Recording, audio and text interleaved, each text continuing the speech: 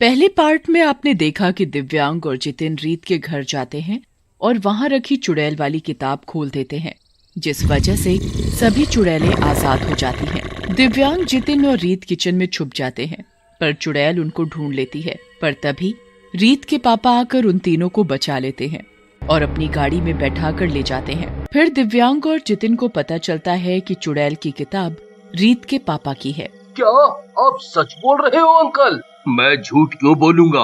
उन चुड़ैलों को मैंने ही बनाया है। पर कैसे? कोई इंसान चुड़ैलों को कैसे बना सकता है? रीत के पापा फिर जितिन को अपने बचपन की एक बात बताते हैं। मैं बचपन में बहुत मोटा था, इसलिए सब मेरा मजाक उड़ाते थे। मेरा कोई भी दोस्त नहीं था। मैं हमेशा अपने कमरे में अकेला रहता था। एक दिन जब मैं स्कूल से वापस आ रहा था तो मुझे एक जादूगरनी मिली। उसको किसी गाड़ी वाले ने टक्कर मार दी थी। आपको तो बहुत चोट लगी है। मैं किसी को बुलाकर लाता हूँ, आपको कुछ नहीं होगा। नहीं, अब मैं नहीं बचूंगी। मेरा अंतिम समय आ गया है। तुम बहुत अच्छे बच्चे हो, इसलिए मैं तुम्हें एक राज बताने जा रही हूँ। ये लो जादुई किताब। जादुई किताब? मैं समझा नहीं कुछ। मैं एक जादूगरनी हूँ। बहुत साल मैंने जादू सीखा है और उससे ये जादुई किताब बनाई है।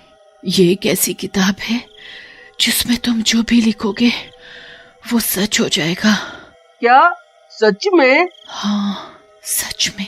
मेरे पास दोस्त नहीं थे तो मैंने अपने लिए बहुत सारे दोस्त बनाए, और दोस्त थे बहुत सारी चुड़ैलें और भूत। शुरू में मेरे साथ बहुत अच्छे से रहते थे। मुझे कोई नुकसान नहीं पहुंचाया, पर कुछ समय बाद इन्होंने मुझे नुकसान पहुंचाना शुरू कर दिया। और एक दिन जब मैं सो रहा था तो एक चुड़ैल ने मुझे मारने की कोशिश की।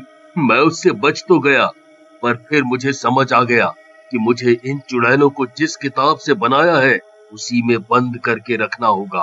फिर मैंने इन चुड़ैलों को उसी किताब में हमेशा के लिए बंद कर दिया और उन पर ताला लगा दिया। ओह, और हमने वो ताला खोल दिया। अब हम उन चुड़ैलों को वापस उस किताब में कैसे बंद करेंगे? उसी जादुई किताब से। पर वो किताब तो मेरे घर के स्टडी रूम में रखी है और वहाँ वापस जाकर वो किताब लाना बहुत मुश्किल है। पर हमें वो किताब लानी ही होगी। तभी अचानक कॉलेज से जितिन की माँ का फोन आता है। जितिन, बेटा तुम कहाँ हो? क्या हुआ माँ? आप इतनी घबराई हुई क्यों हो?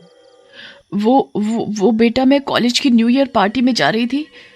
मैं अपनी गाड़ी कॉलेज के बाहर पार्क कर रही थी कि मैंने देखा कि कुछ चुड़ैलें कॉलेज के बाहर घूम रही हैं और उन्होंने बाहर घूम रहे कुछ बच्चों को मार भी डाला। मैं यहाँ पार्किंग में ही फंसी हुई हूँ। ना तो मैं बाहर जा सकती हूँ और ना ही कॉलेज के अंदर। मैं क्या करूँ बेटा?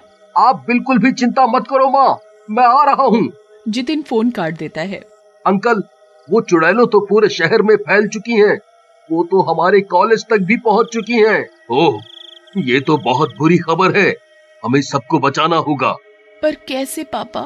मुझे घर जाकर वो किताब लानी होगी जिसमें से सभी चुड़ैलें बाहर आई हैं, और उसमें इनको वापस बंद करना है।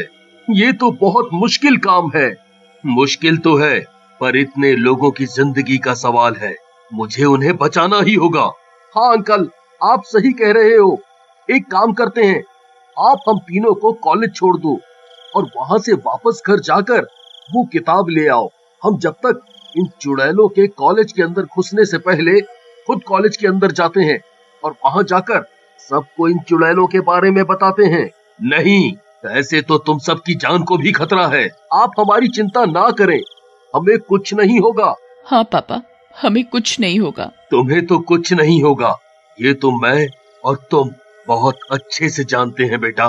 क्या मतलब? अरे कुछ नहीं, चलो अब कॉलेज आ गया, हमें अंदर जाना होगा।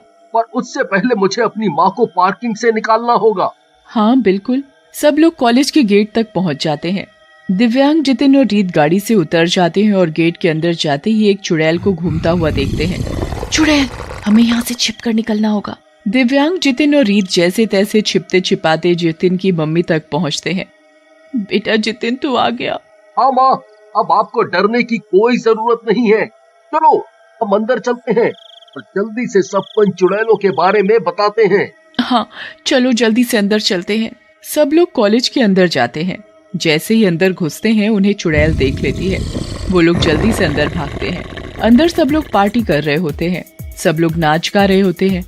जितिन और दिव्यांग सबको चुड़ैल के बारे में बताने की कोशिश करते हैं, पर सब डांस करने में इतने मगन होते हैं कि कोई उनकी बात पर ध्यान नहीं देता। ऊपर से गानों की आवाज में किसी को भी उनकी बात ठीक से सुनाई नहीं देती। अब हम क्या करें? कोई हमारी बात सुनने को ही तैयार नहीं है। मेरे पास एक आइडिया है। कौन सा आइडिया? मैं स्टेज पर जाता हूँ और माइक पर जाकर के बोलता हूँ, तो सब मेरी बात सुन लेंगे। अरे वाह, ये तो बहुत अच्छा आइडिया है। चलो जल्दी जाओ, तुम्हें देर नहीं करनी चाहिए। जितिन जल्दी से स्टेज पर जाता है और माइक हाथ में पकड़ता है। हेलो हेलो फ्रेंड्स, प्लीज सब लोग मेरी बात ध्यान से सुनो। कुछ चुड़ैलें एक किताब से आजाद हो गई हैं और पूरे शहर में फैल गई हैं। कुछ तो हमारे कॉलेज के बाहर भी घूम रही हैं।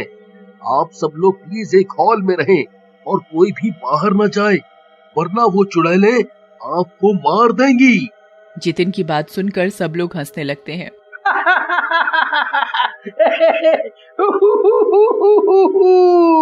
ये क्या मजाक है जितिन? आज न्यू ईयर है, कोई अप्रैल फूल नहीं। सब लोग जितिन पर हंसने लगते हैं। जितिन सबको समझाने की बहुत कोशिश करता है, पर कोई उसकी नहीं मानता और सब नाचने लगते हैं। तभी कुछ चुड़ैल हॉल के अंदर आ जाती हैं और कॉलेज के कुछ बच्चों को पकड़ लेती हैं। बचाओ बचाओ, यहाँ तो सच में चुड़ैल है, ये तो हमें मार डालेगी, कोई बचाओ। चारों तरफ हड़कंप मच जाता है। सब इधर उधर भागने लगते हैं। चुड़ैलें एक एक करके बच्चों को पकड़ पकड़ कर उनका खून पी रही होती हैं और एक चुड़ैल आकर रीत को पकड़ लेती है। बचाओ।